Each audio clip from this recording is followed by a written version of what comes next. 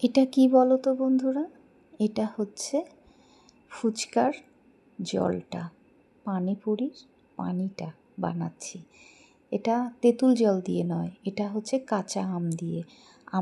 কাঁচা আমকে পুড়িয়ে নিয়েছি, পুদিনা, আদা, কাঁচা লঙ্কা দিয়ে পেস্ট বানিয়ে তার মধ্যে কিছুটা বরফ আর গন্ধরাজ লেবু দিয়ে এটা বানিয়েছি। এদিকে আলুটাও মেখে নিয়েছি, আর এদিকে ফুচকাটা বানাচ্ছি, মানে ভেজে নিচ্ছি। আমরা তো সচরাচর তেঁতুল জল দিয়ে ফুচকা খেয়েছি। এটা আমি আম পুড়িয়ে তারপর এই ফুচকার জলটা বানালাম। তোমরা কিন্তু একবার ট্রাই করো, দারুণ লাগবে খেতে, কথা দিচ্ছি। ফুচকাগুলো একটু লাল লাল করেও ভেজে নিলাম। এই লাল লাল করে ভেজে নিলে ফুচকা অনেকটা সময় কিন্তু মচমচ থাকে।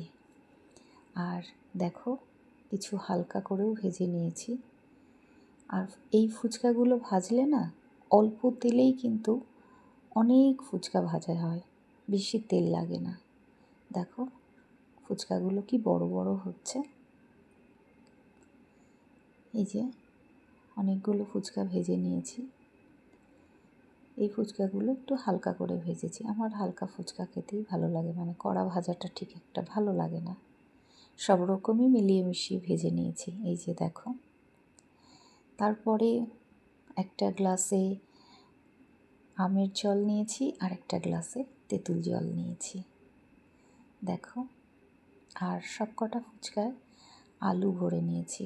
আলু ছোলা মশলা দিয়ে যেভাবে আলুটা মাখে সেইভাবে মেখেছি। আর এদিকে দিচ্ছি আমি যে ফুচকার জলটা বানিয়েছিলাম কাঁচা আম দিয়ে একটু পুড়িয়ে নিয়ে, সেটা দিচ্ছি। দেখো, আর এদিকে দিলাম এই তেঁতুল জলটা। বন্ধুরা, তোমরা কিন্তু এই আম জলটা একবার বানিয়ে ট্রাই করো, তারপর কমেন্টে জানিও কেমন লাগলো তোমাদের।